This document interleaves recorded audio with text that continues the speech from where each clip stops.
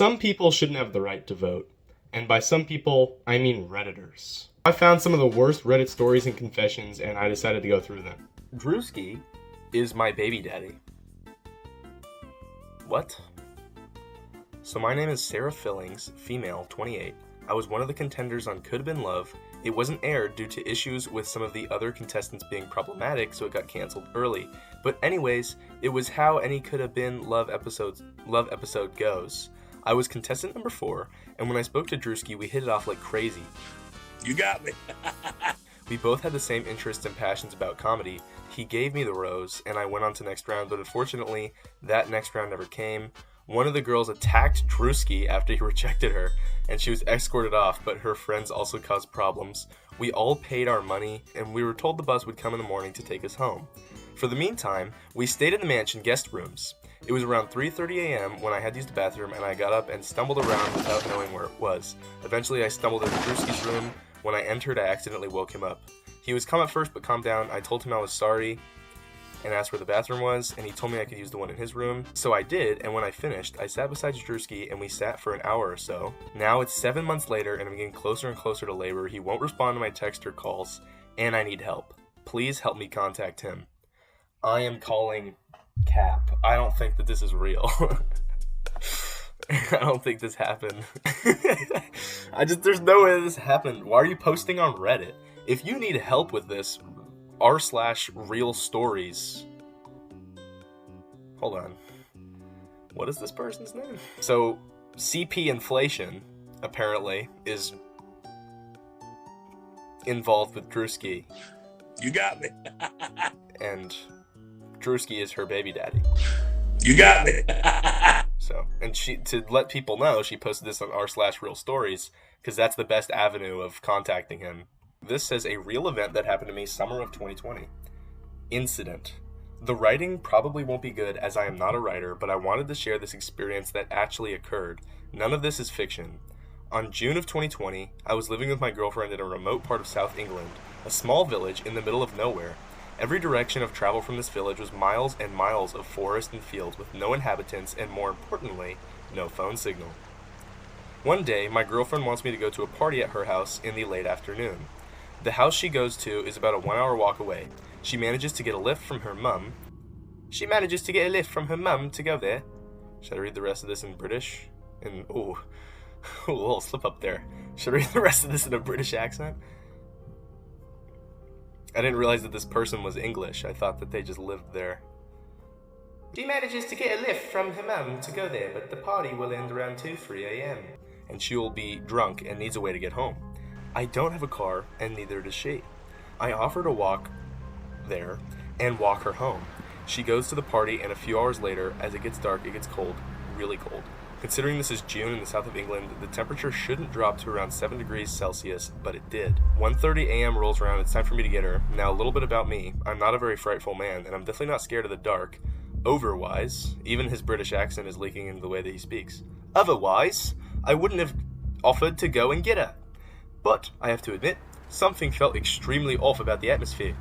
With this in mind, I decided I would walk the whole hour walk with no flashlight or music. This is already a terrible idea. You're walking around, it's 7 degrees Celsius outside. This is stupid though, because if there's an animal out there and you're making a lot of noise and flashing your flashlight around, he's not going to bother you. So this is actually the best way to get attacked by an animal. You got me.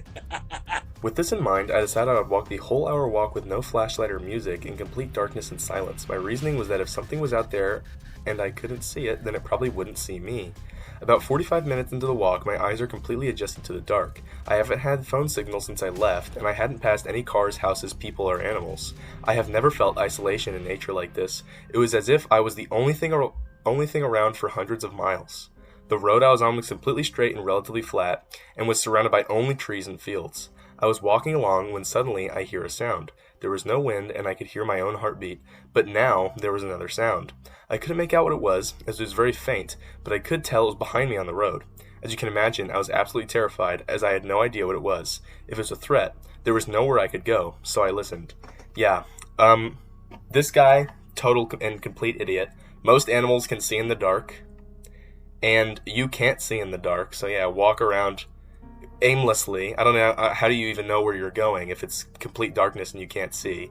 And you don't even turn around to see what it is. You just keep walking like a loser. I don't. This will probably end up being a person if you posted about it. I bet it'll be another human. Which I guess that's the only concern if you're walking around with a flashlight, is that another person will see you. He can't carry like a gun or anything because he lives in England. So I guess he's just gonna get shanked to death by this random person behind him.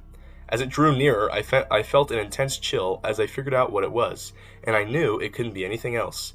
It was two horses cantering, as though they were pulling a cart. So that threw a little bit of a wrench into my theory. Now in England, horses and carts are around. You do see them occasionally, but this was after 2 a.m., in the middle of nowhere. The thing that scared me most was that I couldn't see it, and I reasoned that a horse driver would have a lamp in complete darkness.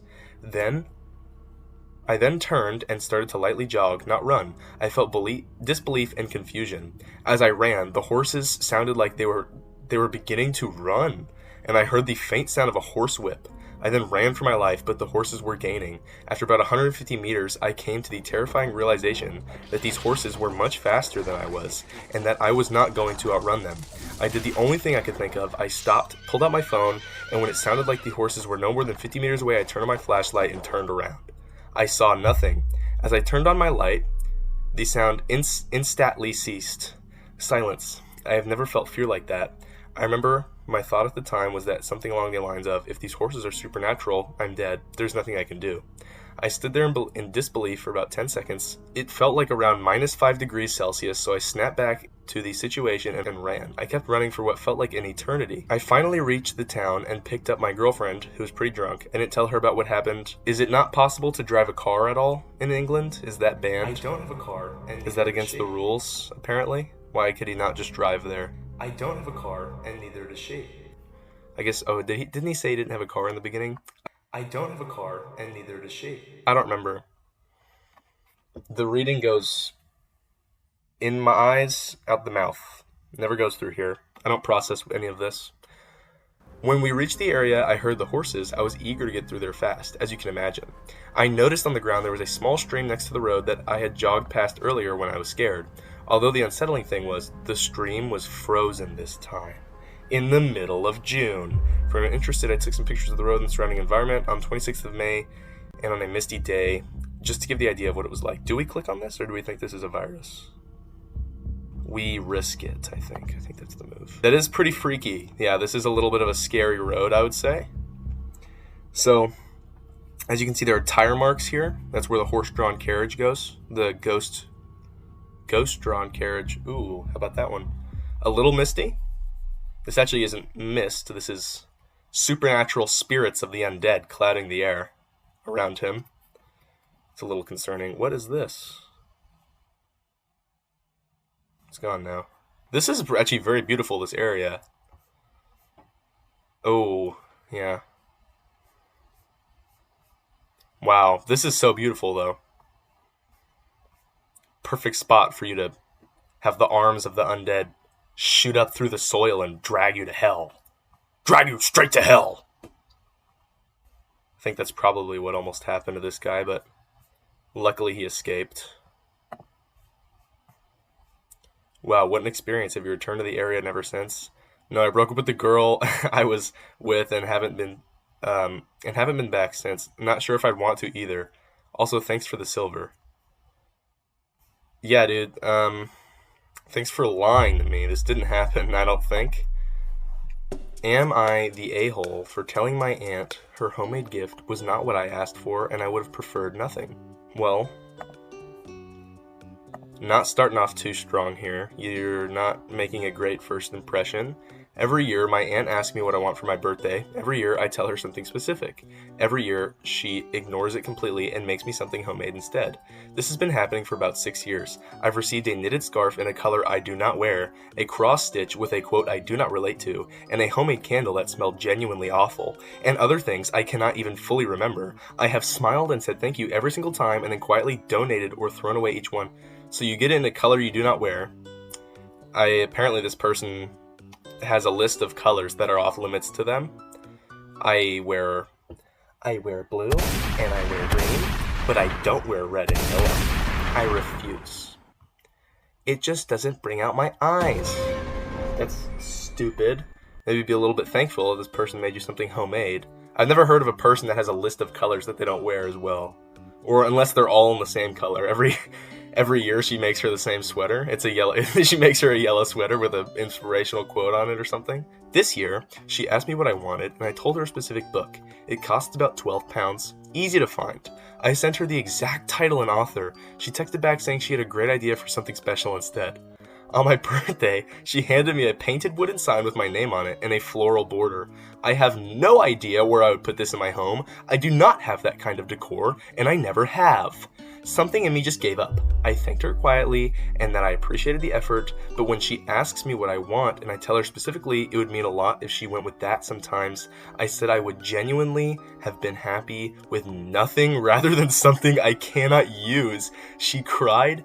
Oh, it's always British people. Stupid British people. She cried. Me mum called her later and said I was ungrateful and cruel and that my aunt spends weeks on these. I know she puts in effort, but effort towards something the person explicitly told you they do not want is not really a gift for them, it is a gift for yourself. Am I the a-hole? 100% yes. What a rude person this person is. Somebody goes through all this effort to make you something and you're like, I hate it! It's in a color I don't wear, I gave you a list of colors I wear, and it's not on the list. I gave you a list of a book I want, and that book, guess what? It's not red.